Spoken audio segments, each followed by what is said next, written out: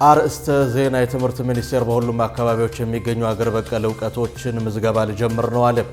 በደቡብ ምዕራብ ኢትዮጵያ በሕገ ወጥ የኮንትሮባንድ ንግድና የጦር መሳሪያ ዝውውር የተጠረጠሩ 52 ግለሰቦች በቁጥጥር ስር ዋሉ። የአፍሪካ ህብረት እስራኤል ለሶማሊላንድ የሰጠችውን እውቅና ውድቅ ማድረጓን አስታውቋል። 170 ፍልስጤማውያን ዶክተሮች በምረቃ ስነ ስርዓታቸው ላይ በእስራኤል ጥቃት በፈረሰው አልሺፋ ሆስፒታል ቅጥር ግቢ ያከበሩ። ቤንያሚን ኔታንያሁ በትራምፕ ከፍተኛ አማካሪዎች መካከል ውጥረት መፈጠሩ ተዘገበ። አሰላሙ አለይኩም ወራህመቱላሂ ወበረካቱ። ክቡራትና ክቡራን ነጃሺ ቲቪ የምሽት መረጃ ተመልካቾቻችን እንደምን አምሽታችኋል? ከመረጃዎቹ ጋር ሰይድ መሐመድ ነኝ። አብራችሁን ቆዩ። የትምህርት ሚኒስቴር በሁሉም አካባቢዎች የሚገኙ አገር በቀል ዕውቀቶችን ምዝገባ ሊጀምር ነው አለ። የትምህርት ሚኒስቴር ከአንድ ወር በኋላ በኢትዮጵያ ሁሉም አካባቢዎች የሚገኙ አገር በቀል ዕውቀቶች ቆጠራና ምዝገባ ሊያካሄድ መሆኑን አስታውቋል። ሚኒስቴሩ ይህን ያስታወቀው የከፍተኛ ትምህርት ተቋማት በየአካባቢያቸው ያሉ አገር በቀል ዕውቀቶች ላይ አስፈላጊውን ጥናት በማድረግና መረጃ በመሰብሰብ ወደ ስራ ማስገባት እንዲችሉ ለማድረግ ያቀደውን ፕሮጀክት ተግባራዊ ለማድረግ ይረዳ ዘንድ ከ45 ዩኒቨርሲቲዎች ለተውጣጡ ከ130 በላይ ተመራማሪዎች ስልጠና በሰጠበት ወቅት ነው። የምዝገባው ዓላማ ሀገር በቀል ዕውቀቶችን ለመሰነድና ሳይንሳዊ በሆነ መንገድ ለማጥናት እንደሆነ የገለጸው ትምህርት ሚኒስቴሩ ከሚቀጥለው ወር ጀምሮ ምዝገባ እንደሚጀመር አስታውቋል። በደቡብ ምዕራብ ኢትዮጵያ በሕገ ወጥ የኮንትሮባንድ ንግድና የጦር መሳሪያ ዝውውር የተጠረጠሩ 52 ግለሰቦች በቁጥጥር ስር ዋሉ። የደቡብ ምዕራብ ኢትዮጵያ ሕዝቦች ክልል ፖሊስ ኮሚሽን በሕገ ወጥ የኮንትሮባንድ ንግድና በጦር መሳሪያ ዝውውር የተጠረጠሩ 52 ግለሰቦችን በቁጥጥር ስር አውለዋል። በቁጥጥር ስር ያሉት ተጠርጣሪዎች ወርቅ፣ ቡና፣ ነዳጅ፣ ጣውላ፣ የጦር መሳሪያ፣ ጥይት እንዲሁም የውጭ ሀገር ገንዘብ፣ ሐሰተኛ የብር ኖት በሕገ ወጥ መንገድ ሲያዘዋውሩ በመገኘታቸው በኤግዚቢትነት ከተያዙት ውስጥ ቡና፣ ናፍጣ፣ ቤንዚን፣ 3 የጦር መሳሪያ፣ 187 ልዩ ልዩ ጥይት እንዲሁም 12.6 ግራም ወርቅ፣ የተለያዩ የደቡብ ሱዳን ፓውንድ ኖቶች እና ሐሰተኛ የኢትዮጵያ ብር ኖቶች ይገኙበታል። በወንጀል ድርጊቱ የተሳተፉ 52 ተጠርጣሪዎች በአሁኑ ወቅት በፖሊስ ቁጥጥር ስር ውለው ምርመራ እየተጣራባቸው እንደሚገኝ ኮሚሽኑ ገልጿል። የአፍሪካ ህብረት እስራኤል ለሶማሊላንድ የሰጠችውን እውቅና ውድቅ ማድረጉን አስታውቋል። የአፍሪካ ህብረት ኮሚሽን ሊቀመንበር መሐመድ አሊ ዩሱፍ በሶማሊላንድ በተሰጠ እውቅና ላይ ከባድ ስጋት አለኝ ማለታቸው ተነግሯል። የኮሚሽኑ ሊቀመንበር በአፍሪካ ህብረት መስራች ህግ መርሆች ላይ የተመሰረተውንና በተለይም በ1946 የአፍሪካ አንድነት ድርጅት ውሳኔ የጸደቀውን ከነጻነት በኋላ የተወረሱ ድንበሮች የማይደፈሩ የሚለውን የቆየና ጽኑ የአፍሪካ ህብረት አቋምን እደግፋለሁ ማለታቸው ነው የተዘገበው። ሊቀመንበሩ ሶማሊላንድ የሶማሊያ ፌዴራላዊ ሪፐብሊክ አካል ናት በማለት ሶማሊላንድን እንደ ገለልተኛ አካል እውቅና ለመስጠት የሚደረጉ ማንኛቸውንም ውጥኖች ወይም እርምጃዎች ውድቅ አድርገዋል ተብሏል። የናይጄሪያ የሃይማኖት መሪ ሀገራቸው ከአሜሪካ ጋር ያላትን ወታደራዊ አጋርነት እንድታቋርጥ ጠየቁ። የሃይማኖት መሪው ሼህ አህመድ አቡበከር መሐመድ ጉሚ ናይጄሪያ ወታደራዊ አጋርነቷን ከአሜሪካ ይልቅ ከቱርክና ፓኪስታን ጋር እንድታደርግ ጠይቀዋል። አገራቸው ከቱርክና ፓኪስታን ጋር የምታደርገው ወታደራዊ ትብብር ከአሜሪካ ጋር ከምታደርገው ይበልጥ ጠቃሚ እንደሚሆን ገልጸዋል። ሼህ አህመድ አሜሪካ ወታደራዊ ትብብርን እንደ ማስያዣ በመጠቀም በናይጄሪያ ሃይማኖታዊ ክፍፍል ለመፍጠር እየሰራች ነው ብለዋል። የሃይማኖት መሪው ሙስሊም በሚበዛባቸው አካባቢዎች የተካሄደው የሶኮቶ የአየር ጥቃት የአሜሪካ ጸረ እስልምና ዘመቻ አካል ነው ብለዋል። የናይጄሪያ ሃይማኖት መሪ ሼህ አህመድ አቡበከር መሐመድ ጉሚ አሜሪካ በናይጄሪያ የፈጸመችውን የአየር ጥቃት በጽኑ አውግዘዋል። ቱርክ ለሱዳን የሰብአዊ እርዳታ ለማቅረብ ዝግጁ መሆኗን አስታወቀች። ቱርክ ለሱዳን የሰብአዊ ድጋፍ ለማቅረብ ዝግጁ መሆኗን የገለጸችው የሱዳን ብሔራዊ ጦር መሪ አብዱልፈታህ አልቡርሃን ከረሲፕ ጣይብ ኤርዶጋን ጋር በአንካራ በመከሩበት ወቅት ነው።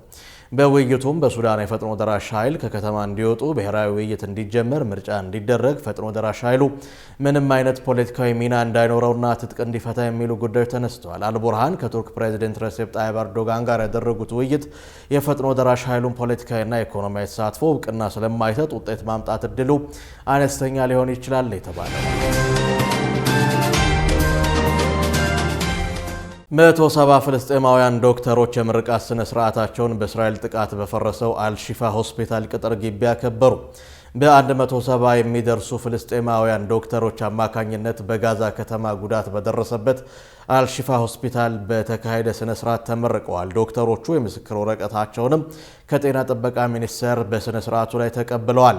ታላቁ የአልሺፋ ሆስፒታል እስራኤል በጋዛውያን ላይ በከፈተችው የዘር ማጥፋት ዘመቻ የፈረሰ ቢሆንም ፍልስጤማውያን ዶክተሮች በጦርነቱ ሰማዕት የሆኑትን የጤና ባለሙያዎች ለማሰብና መነቃቃትን ለመፍጠር የምርቃት ስነ ስርዓታቸውን በሆስፒታሉ ቅጥር ግቢ ውስጥ አድርገዋል። በቤንያሚን ኔታንያሁና በትራምፕ ከፍተኛ አማካሪዎች መካከል ውጥረት መፈጠሩ ተዘገበ። በዩናይትድ ስቴትስ ፕሬዝዳንት ከፍተኛ አማካሪዎችና በእስራኤሉ ጠቅላይ ሚኒስትር ቤንያሚን ኔታንያሁ መካከል የተካረረ ውጥረት መፈጠሩን አክሲዮን ዋቢ አድርጎ አናዶሉ ዘግቧል። ውጥረቱ የተፈጠረው ቤንያሚን ኔታንያሁ የፕሬዝዳንት ትራምፕ ያቀረቡትን ባለ 20 ነጥብ የሰላም እቅድ ተፈጻሚ ለማድረግ እውነተኛ ባለመሆንና የተኩስ አቁም ስምምነቱን ለማደናቀፍ በተደጋጋሚ የፈጸሙትን ጥሰት ተከትሎ ነው። ዘገባው የተኩስ አቁም ስምምነቱን የሚከታተለው የዩናይትድ ስቴትስ ቡድን ኔታንያሁ የሰላም ሂደቱን ለማደናቀፍ ባደረጉት ጥረት እጅግ ተበሳጭቷል ብሏል። እንደ ዘገባው ከሆነ ዩናይትድ ስቴትስ ምክትል ፕሬዝዳንት ጄዲ ቫንስ፣ የውጭ ጉዳይ ሚኒስትሩ ማርኮ ሮቢዮ፣ የትራምፕ አማች ያሬድ ኩሽነር፣ የሰላም መልእክተኛው ስቲቭ ዊትኮቭ እና የዋይት ሀውስ ዋና ኃላፊ ሱዚ ዊልስ በጋዛ ጉዳይ የተጀመረው የሰላም እቅድ በኔታንያሁ በኩል ይፈርሳል የሚል ስጋት አላቸው። ወደ ቢዝነስ መረጃችን አለፍን። ዙበይዳ ሐሰን ያዘጋጀችውን ዘገባ ሀያት ሰይድ እንደሚከተለው ታቀርበዋለች። ሞን ሪል ስቴት በኮልፌ ቀራኒዮ ክፍለ ከተማ ወረዳ 5 አየር ጤና በሚገኘው ሳይት ላይ የተሰሩ ሱቆችን ለደንበኞቹ አስረከበ። መንግስት ለግል ባለሀብቶች ባመቻቸው እድል መሰረት በ2015 ዓመተ ልደት ወደ ሪል ስቴት ኢንቨስትመንት ዘርፍ የተሰማራው ሞን ሪል ስቴት አነስተኛ አቅም ያላቸውን የህብረተሰብ ክፍሎችን የመኖሪያ አፓርታማና የንግድ ሱቅ ባለቤት ለማድረግ እየሰራ መሆኑ ተነግሯል። ሪል ስቴቱ ከተቋቋመበት ጊዜ ጀምሮ እስከ ህዳር 30 ቀን 2018 ዓመተ ልደት ድረስ በካሬ በ69500 ብር እየሸጠ የነበረ ሲሆን በዚህ ዋጋ ላይ 100% የሚከፍል ደንበኛ እስከ 40% ቅናሽ በማድረግ በካሬ 41700 ብር ዝቅተኛ ዋጋ ሲሸጥ መቆየቱን በሱቅ ርክክብ መርሃ ግብሩ ላይ ተነግሯል። ከታህሳስ 1 ቀን 2018 ዓመተ ልደት ጀምሮ የሞን ሪል ስቴት የሽያጭ ዋጋ አሁን ባለው ተጨባጭ ሁኔታ አነስተኛ ጭማሪ በማድረግ 73900 ብር በካሬ እየተሸጠ ይገኛልም ተብሏል። በሪል ስቴት ዘርፍ ልምድ ያለው ሞን ሪል ስቴት ከትንሽ ችርቻሮ ሱቅ እስከ ጅምላ ከፋፋይ ነጋዴዎችን ተጠቃሚ የሚያደርግ ከግራውንድ እስከ 4ኛ ፎቅ ድረስ የቢዝነስ ማዕከልን መገንባቱን አስታውቋል። በዚህም በዛሬው ዕለት አየር ጤና አካባቢ በሚገኝ ሳይት ላይ ያሉ ሱቆችን ለደንበኞቹ አስረክቧል። የሞን ሪል ስቴትና የገበያ ማዕከል በከተሞች አማካኝ ቦታ ላይ መገኘቱ ለኑሮ ተስማሚ በሆነ ሁኔታ በሃይማኖት ተቋማት እንዲሁም ትምህርት ቤቶች በቅርብ መገኘቱ በተጨማሪም ለአከፋፈል ምቹ በሆነ ሁኔታ መቅረቡ ተመራጭ ያደርገዋል ተብሏል። ከዚህ በኋላ ተጨማሪ ግንባታ ሳይቶች በሞን ኮምፓውንድ ግቢና በተለያዩ የከተማችን ክፍለ ከተሞች እንዲሁም በሌሎች የሀገራችን ክልል ከተሞች ተጨማሪ ግንባታዎችን የማድረግ እቅድ እንዳለውም ተነግሯል። ሞን ሪል ስቴት ማህበራዊና ሀገራዊ ኃላፊነቱን በመወጣቱ በርካታ ሰርተፍኬቶች፣ ሽልማቶችና እውቅናም ተሰጥቶታል። የቤኒሻንጉል ጉሙዝ ክልል በ2018 በጀት ዓመት ባለፉት ወራትም 30 ኩንታል የወርቅ ምርት ለኢትዮጵያ ብሔራዊ ባንክ ማቅረቡ ተነግሯል። በማዕድን ልማት የተፈጠረው ምቹ የአሰራር ምህዳር የዘርፉ ምርታማነት እያሳደገ መሆኑን የክልሉ ማዕድን ሀብት ልማት ቢሮ አስታውቋል። የቤኒሻንጉል ጉሙዝ ክልል የማዕድን ሀብት ልማት ቢሮ ምክትል ኃላፊ አቶ ናስር መሐመድ የማዕድን ሀብት ምርታማነትን ለማሻሻል ተግባራዊ የተደረገው ፖሊሲና ስትራቴጂ የዘርፉን ኢንቨስትመንት በህጋዊ ማዕቀፍ በመምራት ለውጥ እንዲመጣ አግዟል ማለታቸውን ኢዜአ ዘግቦታል። ክልሉ ለሀገር የኢኮኖሚ እድገት አስተዋጽኦ የሚያበረክትበትን አስቻይ ሁኔታ መፍጠሩንም አብራርተዋል። የቤኒሻንጉል ጉሙዝ ክልል የማዕድን ልማትን የሚያስተባብሩ ተቋማትን እስከ ወረዳ ድረስ በማደራጀት ከፍተኛ ስራ መሰራቱንም ጠቅሰዋል። በዚህም የማዕድን ልማቱ ከፍተኛ መነቃቃት ማሳየቱን ጠቅሰው ለአብነትም በተያዘው 2018 በጀት ዓመት ባለፉት ወራት ብቻ 30 ኩንታል ወርቅ ለብሔራዊ ባንክ ማቅረብ መቻሉን ገልጸዋል። በታንዛኒያ በቱሪዝምና ንግድ መሻሻል መታየቱን ተከትሎ የአየር ትራንስፖርት እንቅስቃሴ በከፍተኛ ሁኔታ መጨመሩ ተሰምቷል። በታንዛኒያ አየር መንገድ የሚጓዙ መንገደኞች ቁጥርና የጭነት አገልግሎቶች እስከ ሰኔ 2025 ባለው ጊዜ ውስጥ እድገት ማሳየቱን የታንዛኒያ ማዕከላዊ ባንክ አስታውቋል። ይህም በቱሪዝም በንግድ ጉዞና በንግድ ልውውጥ በሂደት የታየውን መሻሻል የሚያንጸባርቅ መሆኑን ጠቁሟል። እንደ ማዕከላዊ ባንኩ መረጃ የዓለም አቀፍ የመንገደኞች ቁጥር ካለፈው ዓመት ተመሳሳይ ወቅት ጋር ሲነጻጸር 3.3 በመቶ እድገት በማሳየት እስከ ሰኔ 2025 ድረስ የመንገደኞች ቁጥር 2.16 ሚሊዮን ደርሷል። ይህም ካለፈው ዓመት የ2.9 ሚሊዮን አሃዝ ብልጫ ያለው ሆኖም ተመዝግቧል ብሏል ዘገባው።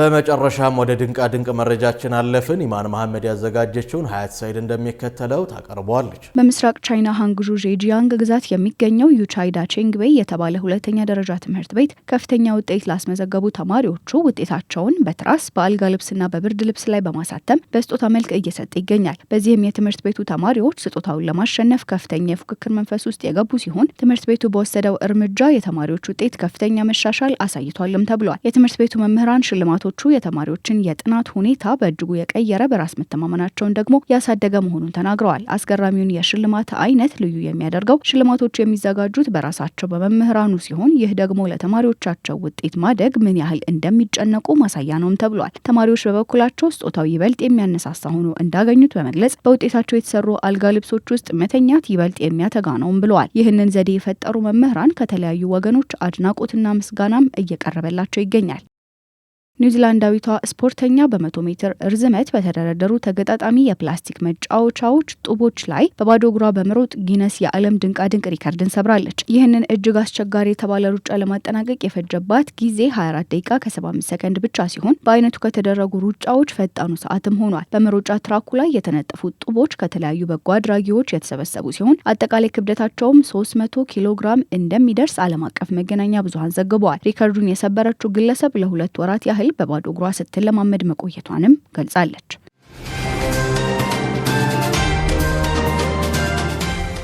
ክቡራትና ክቡራን የነጃሺ ቲቪ የምሽት መረጃ ተመልካቾቻችን የዕለቱን የምሽት መረጃ በዚሁ ያገባደድን። ከቀሪ የነጃሺ ቲቪ የምሽት መሰናዶ ጋር መልካም